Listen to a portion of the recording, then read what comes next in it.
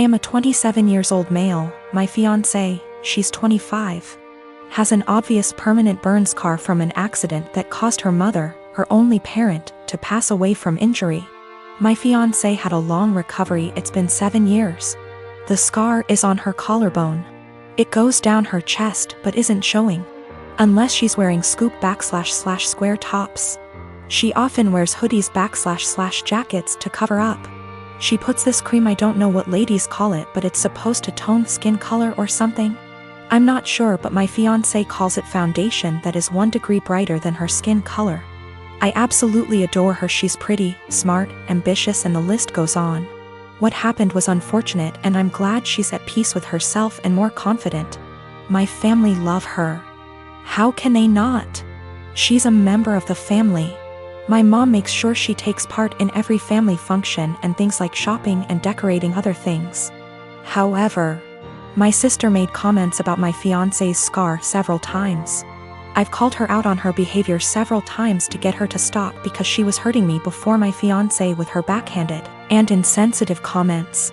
I told my fiancé she had every right to cut my sister out and not deal with her bullshit, but she has been forgiving and respectful of my entire family. Our wedding is in February. My fiancé went shopping for the wedding dress. This is where the issue started. My fiancé showed the wedding dress to my sister. I didn't see it, but I was told it was a spaghetti strap dress. My fiancé likes this stuff. Anyways, my sister saw it and went nuts. She started criticizing her choice and said that she should have gotten a high neck or a jewel wedding dress to cover up the scar. She argued with my fiancé about it. I went to my family's house and I confronted her. I yelled at her after she told me my fiancé needed to return the dress and get a proper one so that guests won't focus on her burn scar and use it as the topic of conversation and gossip. I told her that she's not invited to our wedding. She isn't welcome to my wedding with this entitled attitude of hers and her insensitivity and disrespect. We argued for half an hour, then I left. In exactly an hour, my mom and dad called and berated me, saying my sister was crying after I uninvited her and that I had no right to univindi her. She's my sister and was just trying to help out and give an advice and avoid any unnecessary drama at the wedding. My mom said my fiancé can keep the dress but suggested to wear a bridal shawl as a neutral solution. I stopped responding to my mom's calls and texts after that. Family members were upset my sister was uninvited and wanted me to invite her again, because this will make family look bad in front of outsiders and guests. One of my best friends, Carla, is getting married soon. It's only meant to be a small backyard type of wedding, but they've been planning it for a few months now, and originally, it was supposed to be on my property. They wanted it because it's private, has lots of open space for the reception, a nice view, and the house could be used for them to get ready and stuff. Of course I said yes. She and her fiancé, Rick, were very happy. Thing is, Carla and I do have a history. We went out on and off in college but decided to stay friends. Then I met my wife, we got married, Carla met Rick, and now here they are. Now my wife knows I went out with Carla back in college and she didn't care. Carla still went to our wedding and everything. I never knew if Rick was told or not. It's not my relationship, therefore not my business to say anything, so I never did. Rick found out recently and not in the best way. Not sure how, but from what I heard from friends is that one mutual friend told him, no idea why, we used to date. Not only that, but apparently Carla said a couple years ago she was still in love with me when she was already dating Rick. Don't have actual confirmation if that's exactly what he was told. All Carla's told me is that Rick was told about our past and he's angry at her for never saying anything. It became quite a drama and didn't hear from her for over a month until now. She told me they're going to couples counseling and that the wedding is still on. But Rick requested that I not attend. It sucks, but I totally get why he wouldn't be comfortable. Then I asked the obvious question, where are they going to hold the wedding then? To my surprise, she said they still want it at our place. Rick said so too, and in my mind I'm going, he doesn't want the guy who dated his fiancée years ago at the wedding, but still wants the wedding at his house. My wife and I are expected to just not be at our home that weekend, and I told Carla no. They're going to have to find someplace else since we're not going to simply leave our home to them for the weekend. Not only for safety reasons, but it just doesn't make sense. Rick doesn't want me around because he's not comfortable but is comfortable enough to have their wedding at my house?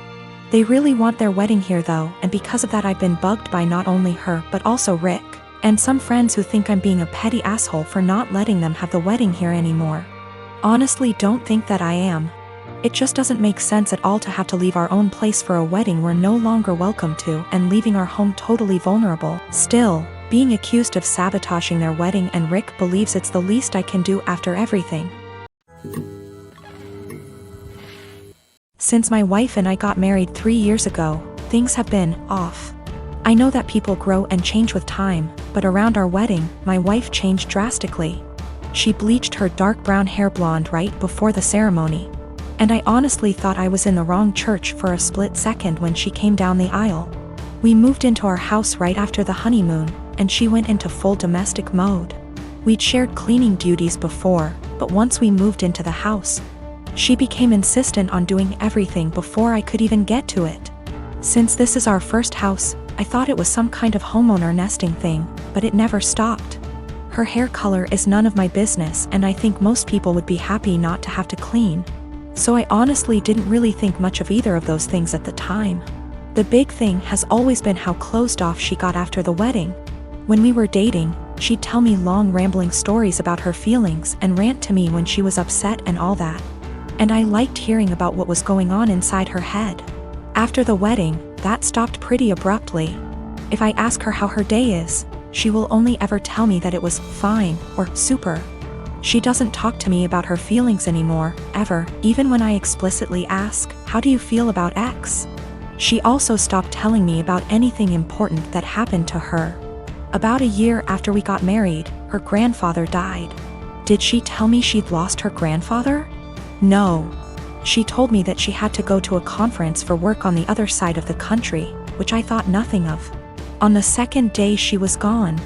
Her older brother texted me to tell me that my in-laws had really missed seeing me at the funeral. When I called her to ask why in the ever-loving hell she didn't tell me, and then lied about it, all she would say was, "I didn't want to trouble you. You have a lot on your plate." After that, she went on a couple of spontaneous family trips. She's really close to her family, so the first time she said she was going camping with her brother at their alma mater.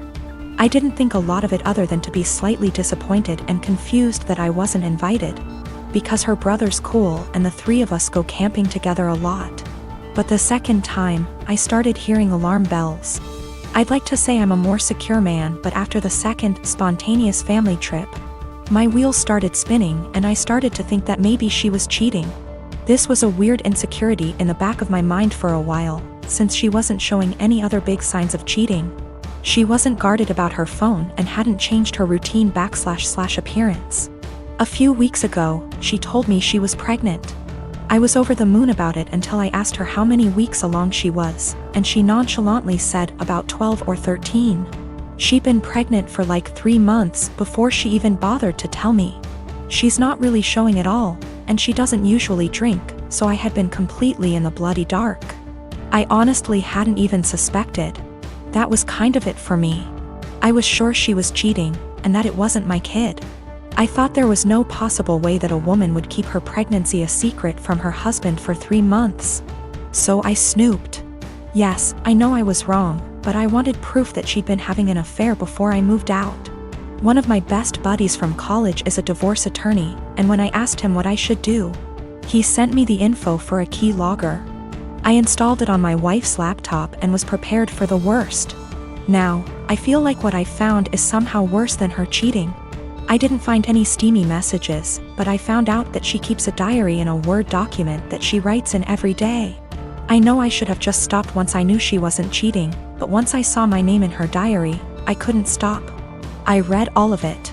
All 7 separate documents, going back to way before we'd even met. Turns out she's not cheating. She's depressed, hates herself, and has absolutely no trust in me. All of the stuff I've been confused and bothered by has some kind of sad, self-loathing explanation. She hates having blonde hair, but she writes, "I know he'd divorce me if I went back to being a brunette. Because wives are supposed to be blonde almost every week. The wives are supposed to be thing is tangled up in everything. She thinks wives are supposed to be quiet, which is why she doesn't talk to me anymore. She thinks wives are supposed to make things easier for their husbands, not harder. Which is why she didn't tell me when her grandfather died. It just goes on and on and on. She didn't tell me when she got a huge promotion and a raise because he'd leave me in a heartbeat if he knew I made more money than he does. Men can't handle that. It hurt to know that she thinks of me as some kind of one-dimensional 1950s husband. And I've been racking my brain to think of anything I could have done to make her think this way. What I can't handle is that she'd lied about the big stuff. I honestly don't know if I can forgive her for not telling me about the miscarriages. The spontaneous family trips were actually her miscarrying 2 of our children, one at 5 weeks, the other at about 10. She went and stayed with her parents while she was recuperating, and her brother and sister came to support her. But not me. I didn't get to be there for her, because she thinks I would leave her immediately if I knew that she'd killed our children. She's convinced that she caused both miscarriages because she smoked pot for a long time before we got married. For what it's worth, it sounds like her family tried both times to get her to tell me, but she wouldn't. She finally told me about this pregnancy because her parents threatened to tell me she didn't. I'm just absolutely confused. I don't even know what to think right now. I'm just so baffled because everything she says about me in her diary is insanely nice. She goes on for pages and pages about how much she loves me and how she thinks I'm her soulmate and how she would do anything for me. I just can't understand why she thinks that I would leave her. Knowing that she's spent the last 3 years walking on eggshells around me, convinced that I would leave her at the drop of a hat is just so confusing and awful. I feel like our marriage is some kind of lie. The woman I thought was self-confident and ready to take on the world is actually full of self-loathing and really, really depressed. I don't know her at all.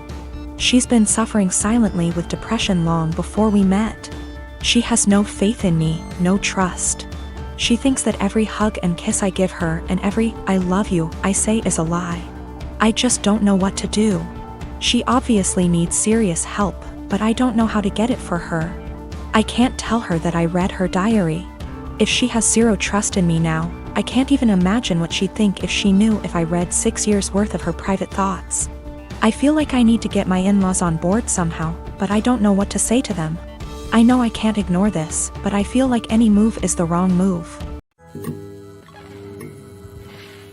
I have looked up career possibilities as a moving military girlfriend, maybe someday wife. My boyfriend really wants me to go with him, but I don't know if it's the best thing for me, career-wise. Currently, I'm in school, going for my bachelor's degree. I only have 2 years left, and after that, I plan on getting into law school. He's in the Air Force, stationed in Texas, which he's been here for about 3 years now. We have been together for 1.5. Knowing that he's going overseas, it's possible he'll be stationed in different countries for a few years. What's holding me back is my career. Law school isn't meant to be jumping around from country to country without knowing where you'll land permanently due to the bar exam. Also, we aren't married and I don't know if I should risk my career, which I've been very committed to being a lawyer. For a future that's a bit warped. I did see that I can become a programmer and it'll be versatile, but that's not what I truly want to do. Sure, Hawaii seems amazing, but more of a 3-year-long vacation with a questionable future. We both agreed that long distance wouldn't work since I would be all the way in Texas. Is it bad that I want to go but don't want to risk it all just to be put in a bad situation of misery? Also, if I do go, I'd have to transfer schools and go to school in Hawaii. That's already a very high tuition that has to be paid by FAFSA and student loans. Quite frankly, I'm also afraid that I won't be able to sustain myself separately from my boyfriend's income. I like to feel independent and know that I can fend for myself. Maybe that's a pride issue? I don't know, but I do know it's a high standard of living. That also adds to the jumble of thoughts. I will also admit, I am fairly close to my parents. In my Hispanic household, we have always been very united. I currently work with them in their small business because it benefits the both of us. I can go to school with a flexible schedule and still make good income, and they have a stable employee. That's something my boyfriend never really knew growing up. He's a Kansas boy, from a small town, with parents who split up when he was little. I feel like he doesn't understand how hard it'll hit my parents and I, being far away for 3 years. It also bothers them a bit that I'm not married but willing to leave not knowing what'll happen in the relationship.